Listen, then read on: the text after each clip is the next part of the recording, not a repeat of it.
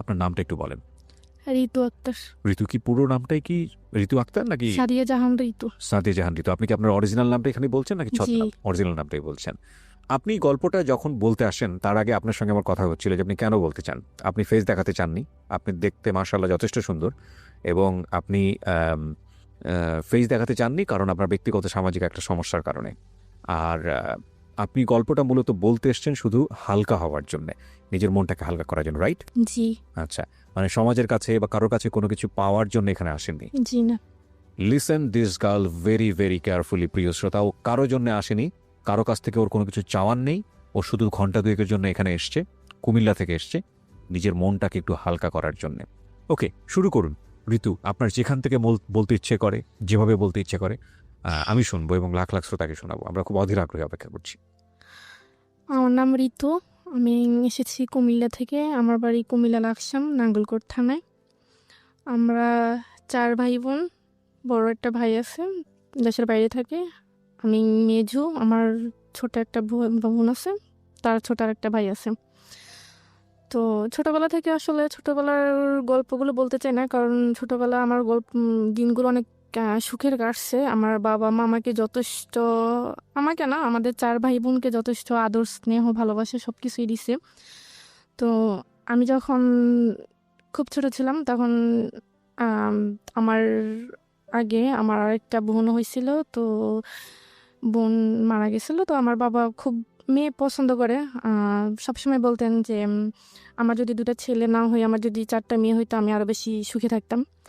তো যাই হোক, আমাদের একটা খুবই হ্যাপি ফ্যামিলি ছিল। বাবা কি করতেন? জি, বাবা দেশের বাইরে থাকে। আমি যখন ক্লাস 8-এ উঠি তখন আমার কাছে একটা ফোন ছিল। তো আমার বেশিরভাগ পড়াশোনা হয় আমার নানুর বাড়িতে। মানে কি এরকম যে আপনি জন্মের পর থেকেই বাবাকে দেশের বাইরে দেখেছেন? হ্যাঁ, ওকে। ওইখানে সবার সাথে যোগাযোগ রাখতাম এতটুকুই, কারণ নানুর বাড়িতে ছিলাম। তো উনি বেশি একটা কিছু বুঝতো না, তো সেজন্য আমার কাছে ফোনটা দেওয়া হয়েছে সবার সাথে কন্ট্যাক্ট করার জন্য। তো একদিন স্কুল থেকে আসছি 4টার সময়, এসে দেখি একটা অপরিচিত ফোন আসছে। জি। অনেকবার ফোন আসছে, তো নাম্বারটা অপরিচিত দেখে আমি আরেকবার মিস কল দিই। ওকে। দেওয়ার পর ওইখান থেকে ব্যাক করার পর আমি সালাম দিই, যেটা বলার দরকার ভালো টালো কথা জিজ্ঞেস করি। তারপর আমি ওনার নাম জানতে চাইছি, তো উনি ওনার নাম রবিউল বলছে। আমি বললাম যে আপনি কেন ফোন দিচ্ছেন, কোত্থেকে নাম্বার পাইছেন? তো উনি বলল যে দেখেন, হয়তো আল্লাহ আপনার সাথে আমার কথা বলে দিবে, সেজন্য আমি হয়তো আপনার সাথে কথা বলতে পারছি। তো তখন আমি বলছি ঠিক আছে স্যার, ফোন টোন দিবেন না। তো বলে যে আপনার সাথে কথা বলতে কি সমস্যা? আমি বলছি যে হ্যাঁ, আমি অপরিচিত কারোর সাথে কথা বলি না। তারপরে দিন রেখে দিছে, রেখে দেওয়ার পর 2-1 দিন পর পরই ফোন আসে। তো ফোন আসার পর ভালো মন্দ জিজ্ঞেস করার পর এতটুকুই, ভালো টালো কি করেন, কি করতেছি, কি খাইছেন, এতটুকুই। এবার ওই সময়টাতে কি লোকটার নাম জিজ্ঞেস করা, কোথায় থাকে, কি করে? হ্যাঁ, অবশ্যই জিজ্ঞেস করছি। ওনার নাম বলছে রবিউল, নামটা ঠিক বলছে। উনি আচ্ছা, ওকে। একটা এজেন্সিতে কাজ করতো। ওনার বাড়ি হচ্ছে ডোমবাড়িয়া, গ্রামের নাম। জি। তো যাই হোক, ওইখানে কাজ করে। ওকে। তো একদিন আমাকে বললো যে আপনাকে একটা কথা বলবো, আপনি যদি কিছু মনে না করেন। তো আমি বলছি ঠিক আছে বলেন। বলে যে যদি হ্যাঁ হয় তো হ্যাঁ বলবেন, আর যদি না হয় না বলে দেবেন, কিন্তু রাগ করবেন না। আমি বলছি ঠিক আছে, আমি রাগ করবো না, আপনি বলেন। তো উনি আমাকে বললো যে দেখেন, আপনার কথাগুলো আমার খুব ভালো লাগে। আমি আপনার সাথে আপনার ফ্রেন্ড হতে চাই। ওকে। তো আমি আপনার সাথে ফ্রেন্ড হব, আমাকে একটু চিন্তা ভাবনা করতে হবে। তো বলে যে কতদিন লাগবে? আমি বলছি 6 মাসও লাগতে পারে, 1 বছর লাগতে পারে, আবার 1 মাসও লাগতে পারে। বলে যে না না, এত লং টাইম তো নিতে পারবো না, আমি আপনাকে 1 সপ্তাহ সময় দিলাম। আমি বলছি না। তো উনি আমাকে খুব জোরাজোরি করতেছে। জোরাজোরি করার পর আমি বলছি ঠিক আছে, আমি 1 সপ্তাহ পর, তবে 1 সপ্তাহের মধ্যে আপনি আমাকে আর ফোন কল কোনো কিছু দিতে পারবেন না। আচ্ছা। তো রেখে দিছে। রেখে দেওয়ার পর 1 সপ্তাহ পর ফোন দিছে। ফোন দেওয়ার পর আমি বলছি যে হ্যাঁ ঠিক আছে, আমি আপনার বন্ধু হতে পারি, তবে 1 শর্তে। তো বললো যে কি শর্ত? আমি বলছি জাস্ট বন্ধুই, বন্ধুর বাইরে আমি আর কোনো কিছু করতে পারবো না। বলছি ঠিক আছে, করতে হবে না। তো তখন আমি ক্লাস 8-এ উঠি, জানুয়ারি মাসের কথা। তো এভাবেই ওনার সাথে কথা বলি, কথাবার্তা চলতেছে। তো কথাবার্তা চলার মাধ্যমে উনি আমাকে দেখা করার কথা বলছে এর মধ্যে অনেকবার। তো দেখা করার কথা বলছে, আমি আসলে দেখা করতে চাই না ওনাকে। তো 1 বছরের মাথায় উনি আমাকে প্রপোজ করেন। প্রপোজ প্রপোজটা করার কিভাবে করলো? ফোনের মাধ্যমেই? হ্যাঁ, ফোনের মাধ্যমেই। ১ বছর কোনো দেখা হয়নি। এর মাধ্যমে কি আপনাদের এর আগে বা মানে ফেসবুক বা অনলাইনে কোথাও না, না, তখন তো আমি ফেসবুক এমনিতে নরমাল একটা ফোন ইউজ করতাম। এছাড়া কোনো কিছু ছিল না? শুধু আপনাকে দেখেনি? না, না দেখি দেখেই আপনাকে প্রপোজ করে ফেলেছে? হ্যাঁ, প্রপোজ করে ফেলছে। ১ বছর কথা বলার পর প্রপোজ করে ফেলছে। তো আমি বলছি ঠিক আছে আপনি আমাকে বয়সটা জানা ছিল? লাইক আপনি তখন ক্লাস 8 এ পড়েন। ওর বয়স কত ছিল? ওনার বয়স তখন ২৪ বছর ছিল। তো আপনি তখন খুব বেশি হলে 13 থেকে 14 বছর হ্যাঁ, বয়স। তো তখন 10 আসলে বছরের ডিফারেন্স। তখন আমার ওনার বয়সটা ভালো লাগতো। ভয়েসটা ভালো লাগতো। হ্যাঁ, হ্যাঁ, ফোনে তো আমি ওনাকে দেখিনি। আচ্ছা, আচ্ছা। তাও কি আর ওনাকে দেখি না, জাস্ট ওনার সাথে কথা বলতে আমার ভালো লাগতো। আচ্ছা। তো সেজন্য কথা বলতাম। তো কথা বলার পর উনি আমাকে প্রপোজ করলো, বলে যে আপনার সাথে আপনার মানে কথা অনেক চিন্তা ভাবনা করলাম। আপনার মতো এরকম একজনকে খুঁজছি বা আপনাকে আমার খুব ভালো লাগে। আপনাকে যদি আমার জীবনসঙ্গী হিসেবে পাইতাম তাহলে অনেক ভালো হইতো। তো আমি বলছি আপনি কি আমার দেখেন নাই? দেখেন আমি তো দেখতেও সুন্দর না। আপনি আর আপনি যেভাবে চাচ্ছেন আমি তো ওরকমও না। বলে যে না, যার কথা শুনতে এখানে আমি জানি না, আমি নিজের একটা ঘটনা ছোট্ট করে একটু শেয়ার করব। Sorry for this interruption, but this is very important. এই যে না দেখে যেই আকর্ষণটা জন্ম হয় একজন আরেকজনের প্রতি, ভুলেও ভাববেন না যেটার শক্তি নেই। এটা ভয়াবহতম শক্তিশালী আকর্ষণ, ভয়াবহ, মানে আনথিঙ্কেবল। এটা আমার ব্যক্তি জীবনে একবার হয়েছিল। আমি তখন একবার ইনিশিয়ালি, আজ থেকে 12 বছর বা 11 বছর আগের কথা। যিনি হয়তো বা রেডিওটা শুনছেন উনি, আমি জানি না, কারণ তাকে আমি আজ পর্যন্ত চোখে দেখিনি। এবং আমি নিজে জানি যে এটা কত ভয়াবহতম হতে পারে। আমার মনে আছে, আমি ঘটনাটা খুব ছোট করে বলি, নামটা পর্যন্ত আমার মনে আছে। আমি নামটা বলবো না, কারণ নামটা বললে নামের সাথে হয়তো অনেকেরই নাম মিলে যাবে, হয়তো সেটা ভালো হবে না তার জন্য। এই মেয়েটি, আমি তখন ইউনিভার্সিটির অনার্স কমপ্লিট করে ফেলেছি, মাস্টার্সে পড়ছি, এরকম একটা সময়ের ঘটনা। হঠাৎ করে নাম্বারে একটা ফোন আসলো এবং কথোপকথন শুরু করলাম। এমন হলো যে ঘন্টায় ঘন্টা তার সঙ্গে আমার কথা বলতে হচ্ছে এবং আমি কোনোভাবে মাথা থেকে বের করতে পারছি না। 2 দিনের মাথায় গিয়ে আমি ফুললি যেটা দেখলাম যে আমি প্রচণ্ড রকমভাবে অ্যাডিক্ট হয়ে গেছি তার ভয়েসের প্রতি। মানে আমি তার ভয়েসের ফ্যান ছিলাম। এবং সে এরকম বলল যে, আমি তখন মহসিন হলে থাকতাম এবং সে বলল যে সে শামসুন্নাহার হলে থাকে। ইনফ্যাক্ট আমার মহসিন হল থেকে শামসুন্নাহার হলের দূরত্ব খুব বেশি না। আমি হঠাৎ করে একদিন, মানে আমি তখন রেডিও টুডেতে একটা অনুষ্ঠান করি, পোস্ট বক্স 9032, এবং ওই অনুষ্ঠানটা করার পরপরই আমি চিন্তা করলাম I need to meet her. এবং আমি হলের সামনে গেলাম, গিয়ে আমি তাকে বললাম যে আপনাকে আমার সামনে আসতে হবে, আইদার আপনি আসবেন অথবা আমি কানেকশন এখনই অফ করে দিব। আমি ঠিক জানি না মানে আমি সেই কাজটা কি করেছিলাম, বাট আমার মনে আছে সে আসেনি আমার সামনে। সো আদৌ শামসুন্নাহার হলে ছিল বা অন্য কোথাও ছিল আমি জানি না। এবং আমি যেটা করেছিলাম যে সিমটা বের করে আমি ভেঙে ফেলেছিলাম সিমটা, এবং ওই সিমটা আমি আর পরবর্তীতে কখনো তুলিনি, আর কোনো ইউজ করিনি। সো ওই 2 দিনের রেজাল্ট দিয়ে আমি যেটা বুঝতে পারি যে এটা ভয়াবহতম আকর্ষণ তৈরি হয়। এবং এই ভয়েস দিয়ে যখন একটা মানুষের অবয়ব বা মূর্তি আমরা মনের মধ্যে তৈরি করি, সেটা সবচাইতে নিজের জায়গা থেকে সবচাইতে সুন্দর মানুষের যে অবয়বটা সেটা ভিতরে তৈরি করি, এবং এটা দুর্ধর্ষতম আকর্ষণ। এটা না জেনে এই দিকে পা বাড়ানো, এটা ভয়াবহ রকমের ভুল আমি বলবো। যাই হোক, আপনার ক্ষেত্রে আপনি না দেখেই ও আপনাকে প্রপোজ করেছে, আপনি কি করলেন? তখন আমি বলছি যে আপনার সাথে তো আমার প্রথমে কথা হয়েছে যে ফ্রেন্ড হিসেবে আমরা সারা জীবন থাকবো, কিন্তু তার বাইরে আমি কোনো কিছু করতে পারবো না। তো বলে যে হ্যাঁ দেখেন, আমি আপনার প্রতি খুবই দুর্বল হয়ে গেছি, আসলে আপনাকে সবসময় ভাবি, সেজন্য আসলে ফ্রেন্ড থেকে যদি আরেকটু সম্পর্কটা আরেকটু গভীরে যায় তাহলে আপনার জন্য ভালো হয়, আমার জন্য ভালো হয়। কিন্তু তখন আমি বলছি যে আমি আপনাকে দেখিনি, বাট আপনিও আমাকে দেখেন নাই, তো এইখানে আসলে সম্পর্কটা কখনই হতে পারে না। তো আমি কথা বলে ফোনটা রেখে আমি ফোনটা অফ করে ফেলছি। একটানা 10 দিন আমি ফোন অফ রাখছি। ফোন অফ রাখার 10 দিন পর আমি যখন ফোনটা করছি, ফোনটা করার সাথে সাথেই ওনার ফোন। তো আমি ফোনটা তখন রিসিভ করিনি। তো রিসিভ না করাতে অনেকবার ফোন দিছে, ফোন আমি রিসিভ করিনি। তারপর উনি আরেকটা অপরিচিত একটা নাম্বার দিয়ে ফোন দিছে। তো আমি অপরিচিত নাম্বারটা যখন চিনি না, তখন এখন ভাবলাম যে আমার হয়তো আত্মীয় স্বজন হইতে পারে। তো আমি ফোনটা রিসিভ করি। রিসিভ করার পর উনি আমাকে বলে যে আপনি আমাকে মানে আমার ফোনটা রিসিভ করছেন না, আপনি ফোন বন্ধ রাখছেন কেন, কি সমস্যা আপনার যদি ভালো না লাগে আপনি আমাকে না বলে দেন। আমি বলছি না, আমার ভালো লাগে না, আপনি আর আমাকে ফোন দিয়েন না, আসলে আমি এটা চাচ্ছি না, আমার ফ্যামিলি সেটা কখনোই অ্যাকসেপ্ট করবে না। তো বলে যে না, আপনি একটু ভেবে দেখেন, আসলে চিন্তা ভাবনা করে তো মানুষ সব কাজ করে, তো চিন্তা ভাবনা করে ভালো, আপনি একটু ভেবে দেখেন। তো আমি বলছি ঠিক আছে আমি ভাববো। তো বলে যে ভাববার জন্য কতদিন সময় লাগবে? তো আমি বলছি দেখেন, আমার চিন্তা ভাবনা যে শেষ হবে আমি আপনাকে ওই দিন ফোন দেবো, কিন্তু তার আগে আপনি আমাকে আর ফোন দেবেন না। বলে যে না না, এটা কেমন কথা, আসলে আপনার সাথে কথা না বলে আমি থাকতে পারি না, এই 10টা দিন আমার অনেক কষ্ট হয়েছে, আপনাকে আমি কিভাবে বুঝাবো? তো বলে যে ঠিক আছে, আমি 10 দিন সময় দিলাম।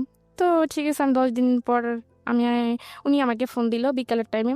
তখন আমি বলছি যে ঠিক আছে, আমি রাজি আছি। তো বলে যে ঠিক আছে, তখন তো রাজি হয়েছে। আপনি রাজি হয়ে গেলেন? হ্যাঁ, আমি রাজি হই। রাজি হয়ে গেলেন কেন? মানে আপনি তো আসলে মানে চিন্তা ভাবনা করছি, আর আসলে আমি তার সে কেমন দেখতে সেটা আমি জানি না, তো তার কথাগুলো আমার ভালো লাগতো, আসলে তার কথাগুলো মানে তার আপনি সাথে নিজেও আমার, দুর্বল ছিলেন? হ্যাঁ তোর কথার মধ্যে আমি খুবই দুর্বল ছিলাম। তার মানে সে অনেক সুন্দর গুছিয়ে কথা বলতে পারে, বা তার কথাগুলো অনেক ভালোই লাগে আমার, মানে ওকে, শুনতেই মন চায়। ওকে। তো যাই হোক, তারপর আম, এভাবে অনেক দিন কেটে গেছে, প্রায় 1 মাসের মতো। তো উনি আমাকে হঠাৎ আবার বলতেছে ঠিক আছে, এখন তো আমরা আর একটা রিলেশনে, নতুন করে একটা রিলেশন করছি, তো এখন তো আমি আপনাকে তুমি করে বলতে পারি। আমি বলছি ঠিক আছে, তুমি করে বলেন। এখানে একটা জিনিস খেয়াল করবেন, ওদের এই সম্পর্কটা এটা কিন্তু অনেক লম্বা সময় নিয়ে তারপরে কিন্তু হয়েছে, যদিও দুজন দুজনকে দেখেনি, সম্পূর্ণ ভার্চুয়াল একটা রিলেশনশিপ। প্রথম পর্যায়ে ফ্রেন্ডস ছিল, পরে আপনারা মানে এক ধরনের কি বলে বয়ফ্রেন্ড গার্লফ্রেন্ড রিলেশনশিপে গেলেন। এটার মধ্যে সময় নিলেন কতদিনের? প্রায় 1 বছরেরও বেশি। 1 বছরের বেশি। 1 বছরের বেশি, যেটা সাধারণত দেখা যায় না। মানে এই ধরনের সম্পর্ক ভার্চুয়াল জগতে হতে সপ্তাহখানেকেরও কম সময় লাগে। ওটা ডিপেন্ড, এটা পার্সন টু পার্সন ডিপেন্ড করে। বাট ওনারা 1 বছর সময় নিয়ে দুজন দুজনের প্রতি এফেক্টেড হয়েছেন, এবং খুব লম্বা একটা সময় আমি বলবো, যথেষ্ট সময় নিয়েছেন। যাই হোক, প্রিয় শ্রোতা, আমরা এখান থেকেই ফিরবো। গল্পটা শুরু হয়েছে মাত্র, এবং একটা বিষয় অবশ্যই খেয়াল রাখবেন, আজকের এই জীবন গল্প দুর্ধর্ষতম, কষ্টদায়ক, বেদনাদায়ক, ভয়াবহতম একটা গল্প, এবং যারা কষ্ট কম নিতে পারেন তাদের না শোনাটাই ভালো, আমি প্রথমেই বলে দিচ্ছি। কারণ আমার কাছে মনে হয়েছে যে মানে নিজে তো বাবা হয়েছি, মাস 3-4 হলো, সহ্য করাটা আসলে কঠিন, খুবই খুবই কঠিন। ছোট্ট একটা বিরতি, মাত্র 2 মিনিটের। আর এই ফাঁকে বলে নেই, জীবন গল্প এবং সিক্রেটস দুটো অনুষ্ঠানের একটা বই বাজারে এসছে আর জে কিবরিয়ার, ঢাকা FM 90.4 থেকে। যদি আপনি সংগ্রহ করতে চান, তড়িঘড়ি করে খুব অল্প সংখ্যক বই আমি বাজারে নিয়ে এসেছি, এবং সংগ্রহ করতে চাইলে আপনি দুটো নম্বরে ফোন দেবেন, বই আপনার ঘরে পৌঁছে যাবে। এছাড়া আপনারা চলে আসতে পারেন বইমেলার বর্ণপ্রকাশের স্টলে, 101 নম্বরের স্টল। আমি কবে নাগাদ যাবো সেখানে সেটা হয়তো রেডিওতে জানাবো, কারণ এর আগের 2বার বইমেলাতে গিয়ে যে অভিজ্ঞতার মুখোমুখি হয়েছে সেটা খুব সুখকর না। কারণ ওখানে আসলে এইভাবে সিকিউরিটির যে ব্যাপারটা, মানে সেই সিকিউরিটিটা সবার জন্য ঠিক আছে, কিন্তু আমাদের মতো মানুষ যখন যান তখন কিছু, কি বলবো এটাকে, ফ্যান ফলোয়ার শব্দটার সাথে আমার একটু আপত্তি আছে। ভালোবাসার মানুষ যখন চারপাশে ঘিরে ধরেন, ওই অবস্থা আসলে ট্যাকল করাটা খুব ডিফিকাল্ট হয়ে যায়। তারপরও প্রচণ্ড ইচ্ছা আছে যাওয়ার জন্য, এবং হয়তো চুরি করে একবার গিয়ে ঘুরে আসার প্ল্যান আছে। দেখা যাক কি হয় শেষ পর্যন্ত, আমি জানাবো আপনাদেরকে। চেষ্টা করছি যদিভাবে সিকিউরিটি ম্যানেজ করতে পারি তাহলে হয়তো যাবো। আর সবাইকে বলছি যে আপনি যদি ঘরে বসে বইটি সংগ্রহ করতে চান, তাহলে যেটা করবেন, আপনি ফোন দেবেন এই দুটো নাম্বারে, যে কোনো একটা নাম্বারে, 16297 রকমারি.com একটা নাম্বার আছে, 16297, এবং আরেকটি নাম্বার, সেখানেও আপনি ফোন দিতে পারেন। এটা রকমারি.com না, এটা হচ্ছে ক্লিক অ্যান্ড ডিল। এই নাম্বারটিতে ফোন দিয়েও আপনি কুরিয়ারের মাধ্যমে বইটি পেয়ে যাবেন। নাম্বারটি হচ্ছে 09638771771। আরও একবার বলছি, 09638771771। এই নাম্বারটি 24 ঘন্টা খোলা থাকে, এবং এই নাম্বারে আপনি 24 ঘন্টায় অর্ডার করতে পারবেন। কিন্তু রকমারি.com এর নাম্বারটি শুধু অফিস টাইমে অর্ডার করা যায়। রকমারি.com এর নাম্বারটি হচ্ছে 16297, যেখানটায় আমি ছিলাম। ঋতু, বলুন তারপর। তারপর সে আবার আমাকে বলে যে দেখা করার কথা। তো তখনও আমি আসলে এতটা তার সাথে এতটা ফ্রি হইতে পারিনি।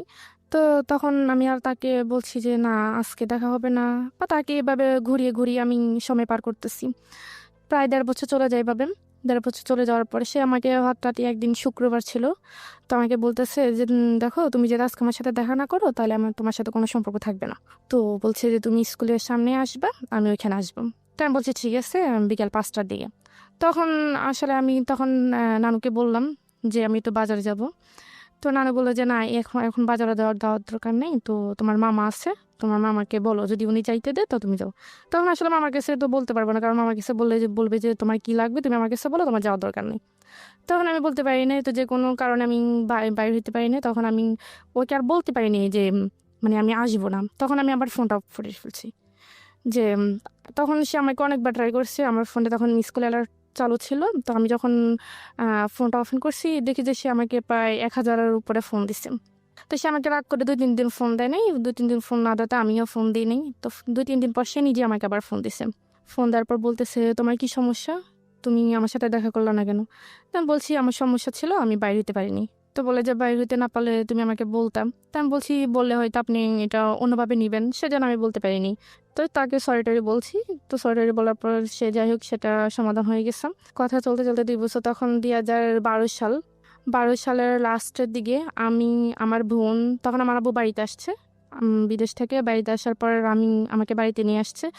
তো আমি তাকে বলছিলাম যে আমার আব্বু বাড়িতে আসতেছে, তো আমি আপনার সাথে অনেকদিন কথা বলতে পারবো না, মানে যতদিন বাড়িতে থাকবো ততদিন কথা বলতে পারবো না, কারণ আমাদের বাড়িতে আসলে আবার কথা হবে, কথা বলতে পারবো না। তো উনি বলছে যে কেন, আমি বলছি আমার আব্বু বাড়িতে আসতেছে, তো আমি তো ফোনটা আবার ওইখানে নিয়ে যেতে পারবো না।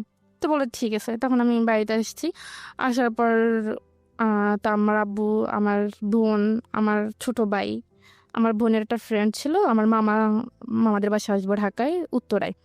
সেটা আমি আসলে ওনাকে বলতে পারি নাই যে কারণ আমি কারো ফোন ধরতেও পারি না, বা বাড়িতে গেলে আমি বিশেষ করে আম্মু বা আব্বুর ওনাদের ফোন ধরি না। তো ফোন না না পেয়ে আমি ওনাকে বলতে পারিনি। তো আমি ঢাকা আসছি, ঢাকায় সেখানে প্রায় 1 সপ্তাহ ছিলাম। তো 1 সপ্তাহ থাকার পর আবার বাড়িতে গেছি। বাড়িতে যাওয়ার পর আমার আব্বু কোনো একটা কাজে চিটাগং গেছিল। তো ওইখানে যাওয়ার পর আমি একটা সুযোগ পাইছি আমার নানুদের বাড়িতে আসার জন্য। তো আমার নানু ফোন দিচ্ছিল যাওয়ার জন্য, তখন আমি গেছি, গিয়ে আবার ওনার সাথে কন্ট্যাক্ট করছি। তো কন্ট্যাক্ট করার পর বলে যে এতদিন কেন, তুমি তো বলছো কয়েকদিন তারপর আবার আসবা, তো এতদিন গ্যাপ ছিল কেন? বলছি ঢাকা গেছিলাম আব্বুর সাথে, সেজন্য বলতে পারিনি। তো এই ব্যাপারটা আমি ওনাকে বলি নাই কেন, ওইটা উনি আমার সাথে অনেক রাগ করছে যে তুমি ঢাকা গেছো আমাকে বলছো, নাহলে আমিও ঢাকা যেতাম, দূর থেকে তোমাকে দেখতাম। আমি বলছি আমি বলতে পারি নাই, আমি সুযোগ পাই নাই। এটা নিয়ে অনেক ঝগড়া হয়েছে। ঝগড়া হওয়ার পর উনি আমাকে তো এটাই করে বলতেছে যে তুই আর আমাকে ফোন দিবি না। আমি বলছি ঠিক আছে, আমি ফোন দিব না, মানে ক্রেজি হয়ে গেছে আর কি, এতবার বারবার আপনাকে দেখতে চাচ্ছে, আপনি সামনে আসতেছেন না। আসতেছি না। হ্যাঁ। রাইট। পরে ঠিক আছে, তখন আমি আর তাকে, মানে সে আমাকে ফোন দিবে না কেন সেটা আমার জানার আগ্রহ ছিল না, কিন্তু ফোন না দিলে নেই। আসলে আমি তার সাথে, মানে তার প্রতি অ্যাট্রাকশন হয়নি, আমি আসলে তার কথাগুলো আমার ভালো লাগতো, সেজন্য আমি তার সাথে কথা বলতাম, তার প্রতি। পয়েন্ট করবেন প্রিয় শ্রোতা, ও যেটা বলছে যে ওর কথাগুলো শুনতে ওর খুব মন চাইতো, এবং ওই কথাগুলোর কারণেই ওর প্রতি এক ধরনের ওর দুর্বলতা ছিল, কিন্তু এটা আসলে সে অর্থে কোনো লাভ ছিল না। ওকে। তো সে আমাকে আবার নিজে ফোন দিছে, ফোন দেওয়ার পর বলে যে তুমি এত পাষাণ মানুষ, তোমার মেয়েদের মন নাকি অনেক নরম থাকে, তো তুমি এত শক্ত মনের মানুষ, আমি আসলে কখনো ভাবি নাই। তো আমি রাগ করে ফোন রেখে দিছি, তোমার উচিত আমার রাগ ভাঙানো, আমাকে ফোন দাও, তুমি সেটা না করে তুমি উল্টা রাগ করে বসেছো। তখন ওনার কথাগুলো আমি আসলে এতটা কেয়ার করতাম না, যেটা বলতে এটা শুনতাম। 2012 সালের প্রায় মাঝামাঝি আমি আবার ঢাকা আসি। আমার মামারা সবাই মিলে কক্সবাজার যাবে, তো আমি ঢাকা আসি আবার। তো আমি ওনার কাছে বলছি যে আমি কক্সবাজার যাব, আমরা সবাই মিলে কক্সবাজার যাবো, এখানে অনেকদিন থাকবো, আপনার সাথে আমার কথা হবে না। তো বলে যে আমার যদি ছুটি থাকতো তাহলে তো আমিও যেতে পারতাম। তো বলে যে ঠিক আছে, তোমরা যেদিন যাবে তার একদিন আমাকে ফোন দিও। তো আমরা যেদিন যাবো তার একদিন ওনাকে ফোন দিছি, তো উনি যেতে পারবেন, উনি ছুটি নিতে পারে নাই। তো আমরা চলে গেছি, ওইখানে প্রায় 15 দিনের মতো ছিলাম। পরের দিন থাইকা আবার যখন কক্সবাজার গেছি, তখন আমার মামারও সাথে ছিল, তো মামার এক বন্ধু ছিল, তো ওর সাথে ছিল, তো উনি আবার ওইখানে গেছে। তো আমরা ওইখানে অনেক আনন্দ করলাম, সবাই মিলে একসাথে ছিলাম, আড্ডা দিলাম। তো ওই ছেলে আবার আমাদের সাথে ছিল। তো আমি আবার কক্সবাজার থেকে যখন ঢাকায় ব্যাক করি, তখন ওই ছেলে আমার আরেকটা মামাতো ভাই ছিল, ওর নাম হচ্ছে রাফি। ওর কাছে আবার মানে আমার ডিটেলস জানতে চাইছে যে মেয়েটা কে বা কি করে। ছেলেটার নাম কি ছিল? রাজু। রাজু। ওকে। তো কি করে বা কোথায় থাকে, তো বললো যে এটা আমার সম্পর্কে মামাতো বোন হয়, তো এরকম এরকম। তো বলে যে আমি ফোন ইউজ করে, তো আমি যে ফোন ইউজ করি সেটা তার ওনারা জানে না। তো বলে যে না, ফোন ইউজ করে না কেন? তো বলে যে না, এমনিতেই। তখন আমার মামা যখন বাড়িতে আসে শীতের সময়, তখন ওই ছেলে আবার আমার মামাদের সাথে আমাদের বাড়িতে আসছে। তো আমাদেরকে দাওয়াত করায় ওই ছেলেও আসছে আমাদের বাড়িতে। তো আমাদের বাড়িটারি দেখলো, আমাদেরকে দেখলো, তখন আমার সাথে কথা বললো, হাই হ্যালো, এতটুকুই। কি করো, কোন ক্লাসে পড়ো? তখন আমি ক্লাস 9-এ পড়ি। তো বললো যে ঠিক আছে, তো এখন তো ছুটি, তো তোমার মামার সাথে আবার ঢাকায় যাও, গিয়ে ঘুরে আসো, আমরা তো আছি, সব একসাথে আনন্দ হবে। তো আমি বলছি দেখি যদি আম্মু দেয় তাহলে। তো উনি আমার মামাকে বললো, বলার পর আমার মামা আমার আম্মুকে বললো, তো গেলাম। গিয়ে ওইখানে প্রায় 20-25 দিন ছিলাম। এর মধ্যে ওর সাথে আর আমার কোনো যোগাযোগ হয়নি। রবিউলের সাথে? হ্যাঁ, ওকে। রবিলের সাথে আমার আর কোনো যোগাযোগ হয়নি। না, ফোন তো আমাদের বাড়িতে, আমি আর ওইখানে যেতে পারি না, ওনাকে কখনো কোনো মেসেজ বা ফোন দিতে পারিনি। তো আমি আবার চলে গেছি। তো কথাবার্তা বলে মাঝে বলে যে তুমি ফোন ইউজ করো না। আমি বলছি না, আমি ফোন ইউজ করি না, আসলে বাসা থেকে সেটা কেউ দিবে না। তো বলে যে আমি তোমাকে যদি একটা ফোন কিনে দিই তুমি নিবে? আমি বলছি কেন, আপনার ফোন আমি নিব কেন, আর আপনি আমার কি হন? রাজু এটা বলতেছে? হ্যাঁ, রাজু এটা বলতেছে। বলে যে না নেও, মাঝে মাঝে তোমার সাথে কথাবার্তা বলবো। এখানে বিষয়টা গুলিয়ে ফেলবেন না। রাজু এবং রবিউল, রাজুটা হচ্ছে ওর আত্মীয় সম্পর্কের একজন, আর রবিউলটা হলো যে ছেলেটার সঙ্গে প্রথম দিকে ভার্চুয়ালি মানে ফোনের মাধ্যমে কমিউনিকেট, কিন্তু এখনো দেখা হয়নি। ওদের মধ্যে এক ধরনের সম্পর্ক রয়েছে, বয়ফ্রেন্ড গার্লফ্রেন্ড বলা যেতে পারে, বাট ঠিক সেই অর্থে ম্যাচিউর টাইপের রিলেশনশিপ না, অন্তত এই মেয়েটার সাইড থেকে না। ঠিক আছে, বলুন তারপর। তো রাজু আমাকে যখন আমি চলে আসবো তখন রাজু আমার মামা আর ওই মামাতো ভাইটা আমাকে বাস পর্যন্ত বাসে উঠেছে, কারণ মামা আমার সাথে আসছে আর মামার সাথে ওনারা আসছে আমাদেরকে এগিয়ে দেওয়ার জন্য। তো আসছে রাজু এখানে, মানে আমি চলে যাচ্ছি, মানে এটা দেখো কান্নাকাটি করতেছে। কান্নাকাটি করার পর আমি আসলে ব্যাপারটা দেখছি, তারপরও বুঝতে পারলো না, বোঝার মতো করেছিলাম। তো আমি যখন চলে গেছি তখন ও আমার যে জামা কাপড় নেওয়ার একটা ব্যাগ ছিল, ওই ব্যাগের মধ্যে ওই একটা ফোন কিনে রেখে দিয়েছে, সেটা আমি জানি না। তো না জানার পর আমি বাড়িতে গেছি, সোজা আমার নানুদের বাড়িতে গেছি। নানুদের বাড়িতে যাওয়ার পর জামা কাপড় যখন ওইটা থেকে বের করছি তখন দেখছি একটা মোবাইলের বক্স।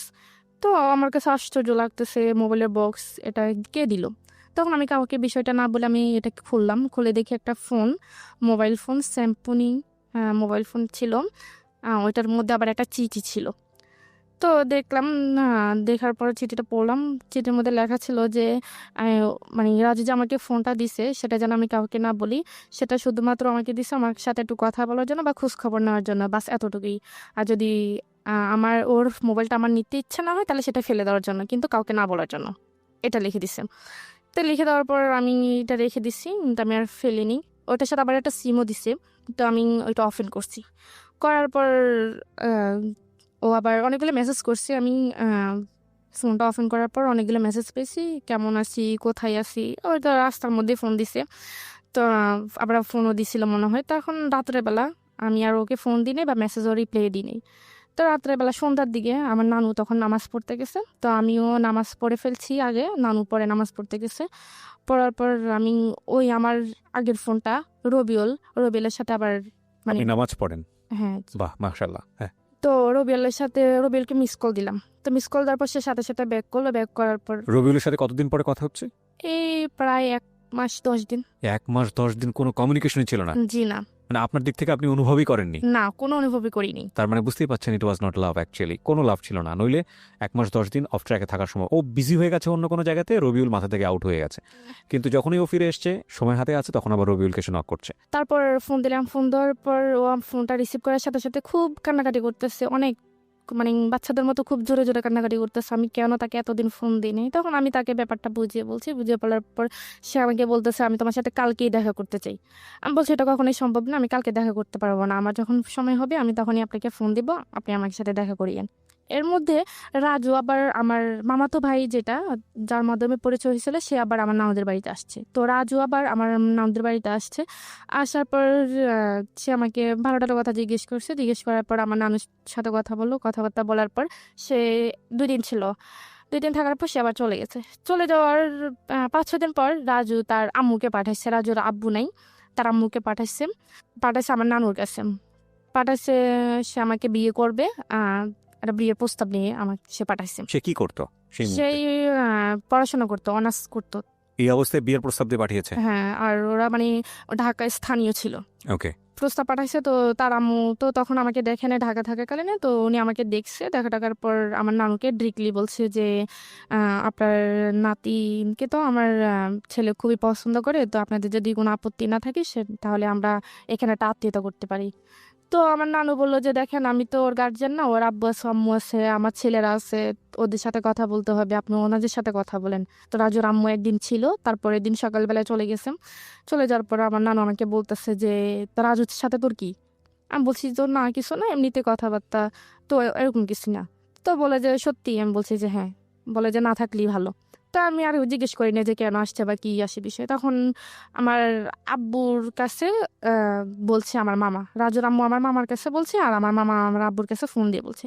তো আমার আব্বু বলছে ঠিক আছে, ছেলের একটা ছবি দাও আর আমি খোঁজখবর নিয়ে দেখি কেমন। তো ওনারও ছেলে পছন্দ হয়ে গেছে, ছেলেরও পছন্দ হয়েছে বা ওর আম্মুরও পছন্দ হয়েছে। মনে করেন 2 পক্ষ থেকেই সবকিছু ঠিকঠাক।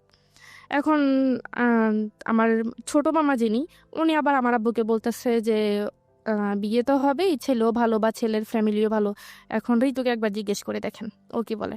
তো আমার আব্বু আসলে আমাদের বন্ধুর মতোই, বাবা বললে নয়। তো পরে আমার আব্বু আমাকে জিজ্ঞেস করার পর আমি বললাম যে আব্বু দেখেন আমি আসলে সামনে আমার এসএসসি পরীক্ষা, তো আমি অন্তত পরীক্ষাটা দিই, আপনাকে বিস্তারিত বলবো। বলে যে ঠিক আছে পরীক্ষা দাও। তো আব্বু ওই রকম ভাবে মামাকে বলছে, মামা ওই রাজুর আম্মুকে ওরকম ভাবে বলছে। তো ওনারা বলছে ঠিক আছে পরীক্ষা পর্যন্ত আমরা অপেক্ষা করব। তো এর মধ্যে আমি আবার রবিউলকে সবকিছু বলে দিছি যে আমাকে এভাবে এভাবে দেখতে আসছে, আমার বিয়ের কথা চলতেছে, এখন আমি বলছি পরীক্ষা অবধি। তো সে বলতেছে আমি তো তোমাকে আজ পর্যন্ত দেখিই নেই, তুমি আমার সাথে একটু দেখা করো না। তো আমি বলছি কি দেখবেন, আমি তো বলছি আমি আমাকে দেখলে আপনার পছন্দ হবে না।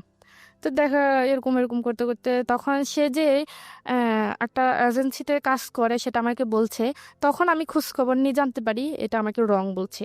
মানে রবিউল আপনাকে মিথ্যা ইনফরমেশন দিয়েছে? হ্যাঁ। ওকে। তো বললাম, তখন আমি বললাম যে আপনি তো আমার কাছে মিথ্যা কথা বলছেন, আপনি তো আসলে কোনো অফিসে এরকম কোনো অফিসে চাকরি করেন না, আসলে আপনি করেনটা কি আমাকে সত্যি করে বলেন, আমি আপনার সাথে দেখা করব। ওকে।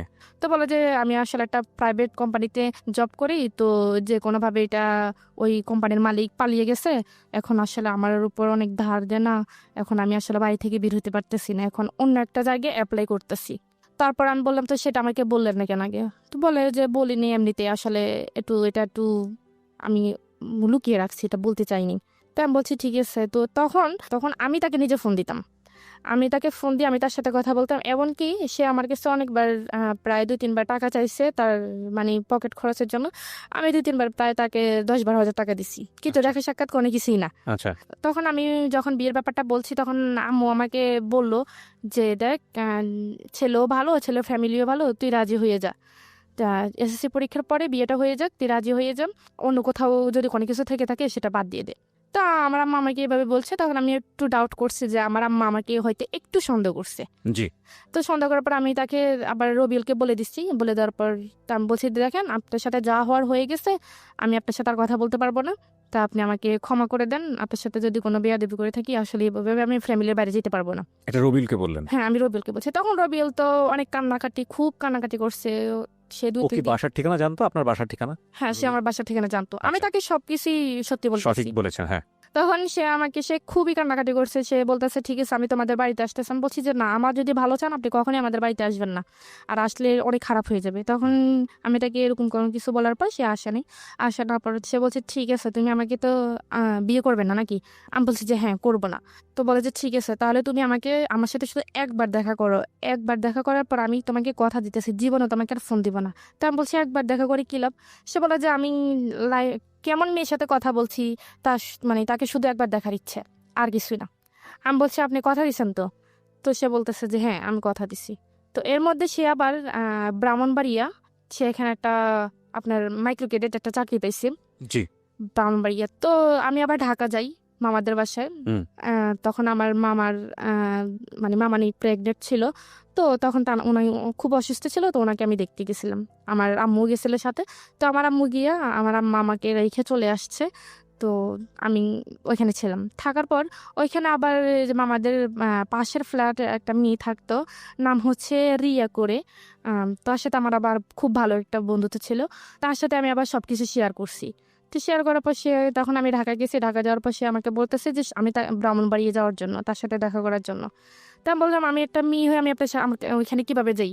বলে যে দেখো আমি তো নতুন অফিসে জয়েন করছি, নতুন, এখন তো আমাকে ছুটি দিবে না, তো আমি আসলে কিভাবে তোমার কাছে যাবো, তুমি একটু আমার কাছে আসো। তা আমি বলছি ঠিক আছে। তখন আমি ওই রিয়াকে নিয়ে বাইরে বের হওয়ার নাম করে ওকে নিয়ে যাই, শুক্রবার দিন ছিল তখন। ইন দ্য মিন টাইম কি আপনার রাজুর সঙ্গে দেখা সাক্ষাৎ করা, কথাবার্তা হওয়া, এগুলো কোনো কিছু হচ্ছে? না না, ওই কথা মানে বিয়ে যখন প্রস্তাব ওরা পাঠিয়েছে, পাঠাইছে, যেহেতু তারপর ফোনটা আপনার কাছে আছে সেজন্য জিজ্ঞেস সেই করছি। ফোনটা আমার কাছে আছে, ফোনে কথা ওই ফোনটা দিয়ে আমি আবার রবির সাথেও কথা বলি, কিন্তু রাজুর সঙ্গে কথা বলেন? রাজুর সাথে আর কথা বলি না। আচ্ছা।